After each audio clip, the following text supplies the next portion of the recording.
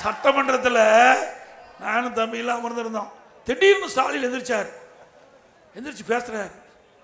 என்னை பார்த்து, என்னங்க நீங்க போய் பாரதிய ஜனதாவோட கூட்டணி வச்சுட்டீங்க, நீங்க தான் ஒட்டும் உள்ள உறவுமில்லைன்னு சொன்னீங்க, 2030 வரைக்கும் பாரதிய ஜனதா கூட்டணி வைக்கலன்னு சொன்னீங்க, திடீர்னு வச்சுட்டீங்கிறாரு. எனக்கு ஷேக் ஆகி போச்சு. இது என்ன முதலமைச்சர் இப்படி கேட்கிறாரு. நான் எதிர்த்து சொன்னேன், இது எங்க கட்சிங்க, இது அதிமுக எங்க கட்சி, நாங்க யாரோட வேணாலும் கூட்டணி வைப்போம், அது எங்க விருப்பம், நீ எங்க பயப்படுறீங்க, நீங்க எங்க கதறீங்க அப்படின்னு சொன்னதே அப்படியே அமர்ந்துக்கிட்டார். இப்படிப்பட்ட முதலமைச்சர் பயம் வந்துட்டுது.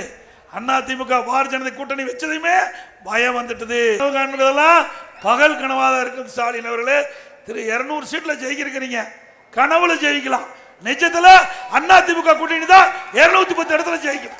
பொய் பேசுவதற்கு நோபல் பரிசு கொடுக்கலாம், ஸ்டாலின் கொடுத்தா பொருத்தமா இருக்கு. ஸ்டாலின் அவர்களே, தயவு செய்து புரிஞ்சுக்கீங்க.